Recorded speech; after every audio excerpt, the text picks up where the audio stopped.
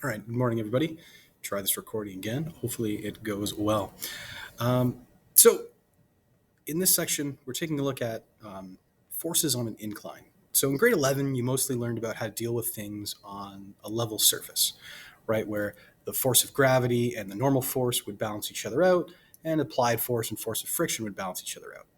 However, when things are at an angle, everything gets a little bit stranger, right? So, let's take a look at this box here. So if this box was here on this angle, okay, the force of gravity acting on it would be acting straight down. Okay, because gravity always acts straight down, regardless of whether the surface. The normal force, however, is always perpendicular to the force that is always perpendicular to the surface that it's on. So when it's flat, the normal force is straight up, but as you tilt, the normal force tilts with it. It always stays 90 degrees to the surface. So what we have here is a situation where the normal force and the force of gravity don't line up anymore, right? So we're missing something, right? And let's say that this box is sliding down the ramp. Okay? And so we could say, well, maybe there's a force of friction acting against it. So because we have things at off angles, okay, and things don't match up, we need to correct for that. So generally, the way we do it is instead of setting the problem like this, up, down, left, right, we look at the problem on an angle. So what that means is we set it up so like plus, minus, plus, minus. So the plane that we examine is the one on the side. So this means that the normal force and the force of friction, right, are all lined up the way we want them to be. So force of gravity is the only one that's kind of left out, not where we need it to be. Okay, so to fix that, we're going to break the force of gravity into its components, just like we do in kinematics, right? Whenever we have an angle that's at a weird angle that doesn't work for us, we split it into its two parts. So that's what we're going to do here.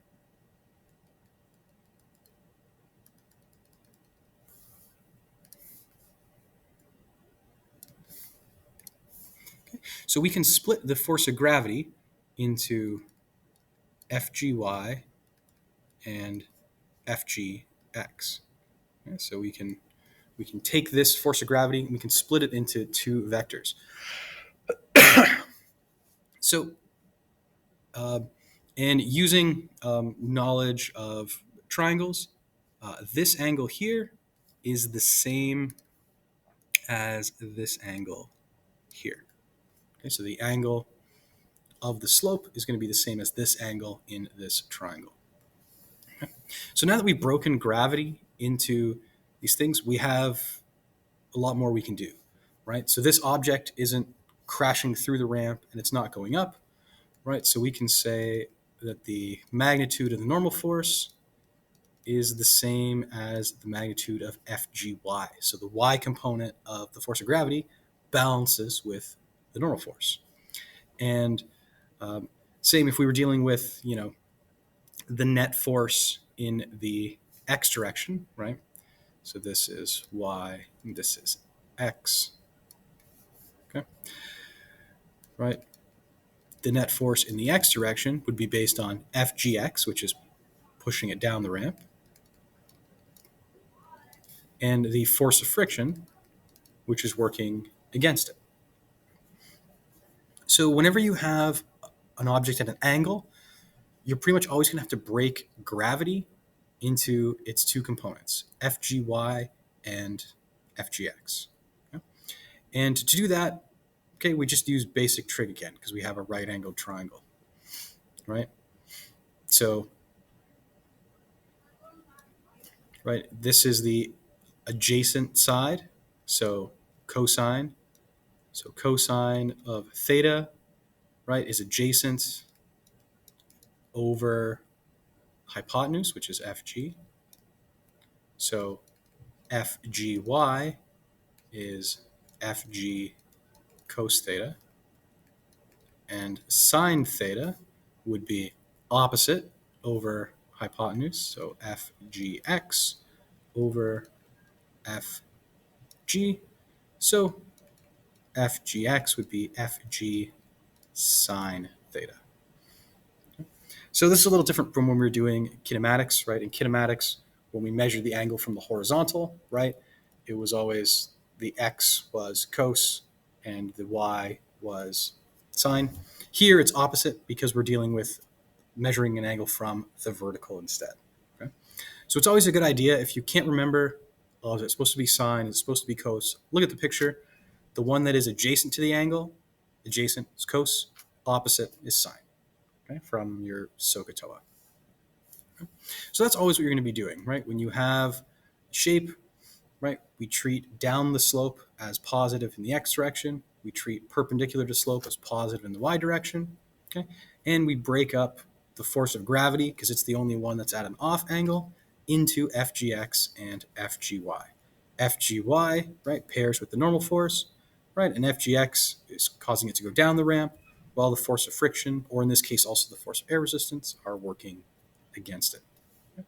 So let's take a look at an example with numbers and see how that shakes out.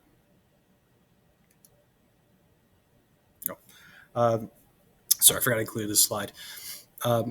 Yeah, so this is the math I did a little earlier, showing kind of the shortcuts here for FGX and FGY, right? Sine theta is opposite over hypotenuse, which is FGX over FG.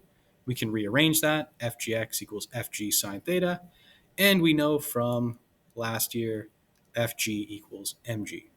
So FGX is mg sine theta, and FGY, following a similar pattern, is mg cos theta. And again, if you can't remember which one's sine and which one's cos, just take a look at your picture. The one on the opposite side is the sine. The one on the adjacent side is the cos. Okay. So we're holding an 85 kilogram trunk at the top of a ramp that slopes from a van to the ground, making an angle of 35 degrees with the ground. You lose your grip and the trunk begins to slide and experiences a force of friction of 120 newtons. Draw a free body diagram of the situation, determine the net force acting on the box, and determine the normal force acting on the box. Okay. So, right, for our free body diagram, right, we have our slope of 35 degrees, right, we have our box. Okay. We have the normal force acting out. We have the force of gravity acting down, and we have the force of friction acting against us. Okay. This part of the vector is FGX, and this part of the vector is FGY. The inside angle here is also 35 degrees. Okay, so that's our free body diagram. So for part B, find the net force acting on something. Well, this thing is sliding down the ramp, and we said down, up and down the ramp, that's our x direction. Okay, perpendicular to the ramp is our y direction, so this object is not flying off the ramp or crashing through it. So the net force in the y direction, right, is 0. Nothing's going on there. So the net force in the x direction is what we actually are going to be caring about. And the net force in the x direction, right, we have FGX acting down the ramp and the force of friction acting against us. So we have FGX and the force of friction. FGX is going to be mg, and right, it is opposite, so sine theta plus the force of friction. So we have 85 times 9.8 sine of 35 plus negative 120, right? FGX is acting down the slope, and the force of friction is working against us. So they're opposite each other, right? So force of friction was 120 newtons, right? Up slope or up the slope? Okay.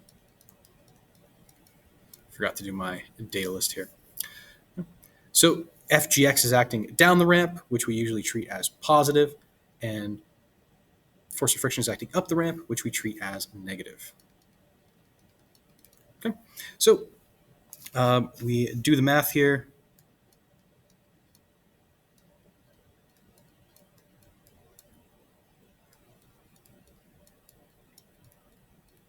Okay. And we get final answer. I'll put up here. So 2 significant digits, 360 newtons downslope.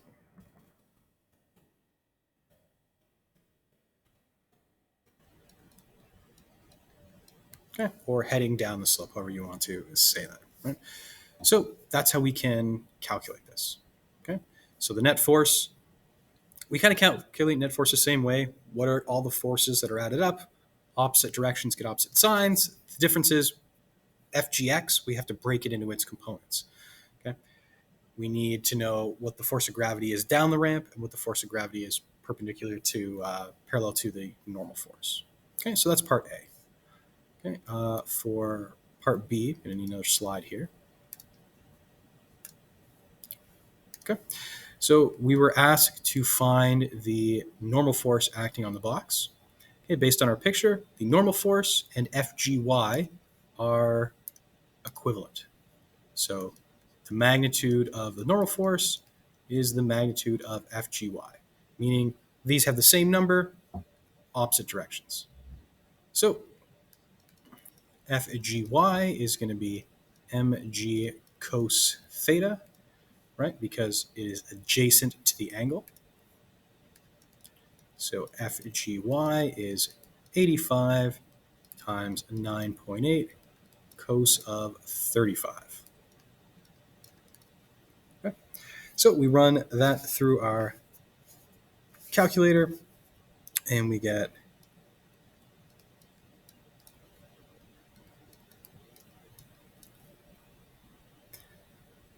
682.3537. So that means our normal force is 680 newtons and then up perpendicular to the slope. So that's how we can calculate that. So let's take a look at another example, and hopefully this stuff will all be clear. So a boy is pulling a sled and rider with a combined mass of 82 kilograms up a 6.5 degree slope at a steady speed. Coefficient of kinetic friction between the sled and the snow is 0.01. Okay, so a few things here. Okay, so we are given the mass, we are given the angle of the slope, we are given coefficient of friction. Okay, so we know that the mass is 82 kilograms. We know mu k is 0.10, and we're given the angle is 6.5 degrees. Okay. We're also told that something is being pulled at a steady speed. So if something's pulled at a steady speed, that means the acceleration is 0. Okay? And if the acceleration is 0, okay, that also means that the net force is 0. If something is not accelerating, it means the net force is 0, means all of our forces are balanced. Okay? So draw a free body diagram.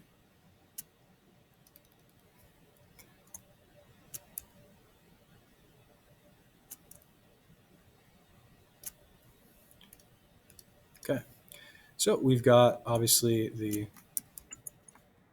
force of gravity again. We have the normal force again. And we have the components of gravity, right? Fgx, Fgy. In this one, okay, something is pulling up the slope and a force of friction is working against us. Okay, so this is kind of the situation that we have. So this time, right, something is pulling up the slope, so FGX is working against it, and the force of friction is also working against it. So first thing it asks us for is the force of friction. So if you remember from grade 11, the equation for force of friction is mu times the normal force. Okay. Once again, in this picture, we can see that the normal force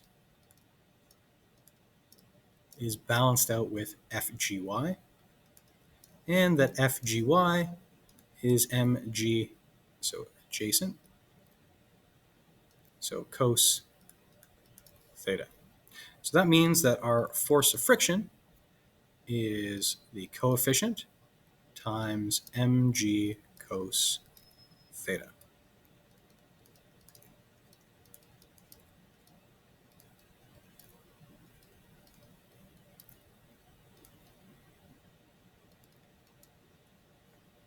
Okay. So we run that through our calculator, and we get 79.8434 newtons, or our force of friction is 80 newtons. Okay. If we want to put this in correct number of significant digits, we need 2. So we would actually have to write this as 8.0 times 10 to the 1 newtons. But we'll just leave it as 80 for now. Okay. So that's how we would find the force of friction, right? We use this equation for grade 11. The coefficient times the normal force. Normal force, when it's flat, pairs off with the force of gravity, but when it's at the angle, it pairs off with FGY. And FGY is mg cos theta. So we put that in, and now we can calculate the force of friction. Okay. The last thing this question is asking us for is the applied force. So to find the applied force, we're going to need the net force in the x direction. The net force in the x direction is the applied force plus the force of gravity in the x direction plus the force of friction. These are all the forces that contribute in the x direction, right? Force of friction is acting downslope, FGX is acting downslope, and the applied force is acting up the slope. So because our object is not accelerating, right, steady speed, we know that this net force is 0. We know that FGX, right, is going to be mg sine theta because it's opposite to our angle.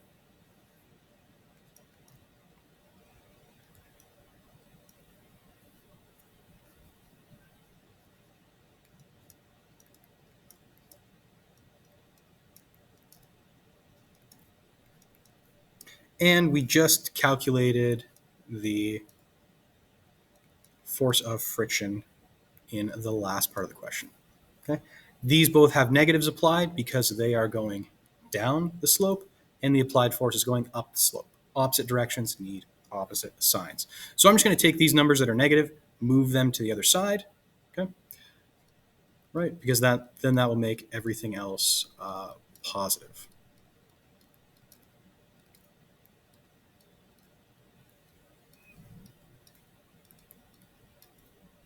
So I just run this little piece through my calculator, and I will know what the applied force is. So I get 170.8135. So my applied force is 170 newtons up the slope.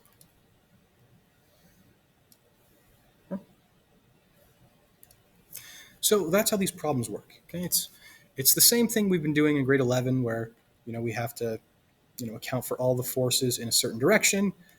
It's just that the plane that we're looking at, instead of being flat, is at an angle, and we deal with everything in that angled frame. So whenever we have questions like this, we always have to fix the vector that is not at that angle. which case that's the force of gravity. So in any time we're dealing with something on a slope, we're basically always going to have to break the force of gravity into FGX and FGY. Depending on the question, you might not need FGY or you might not need FGX, but a lot of the times you end up needing both of them. Some people I know, whenever they get an angled slope problem, the very first thing they do is they write down FGX equals, FGY equals, and they just get those numbers right away. I just kind of organically use them in the equations because that's what I'm more comfortable with. But if you like to just write start of a question, it's at an angle, I'm going to write down FGX equals, FGY equals. I'm just going to start with that. Okay? That can be very helpful as well. Okay, so hopefully that clears things up a little bit about things at an angle. Again, apologies that this is coming to you so late. The first recording I did, I'm not sure what happened, but the audio was unusable. So hopefully this one works out. If you have any questions, make sure to send me an email.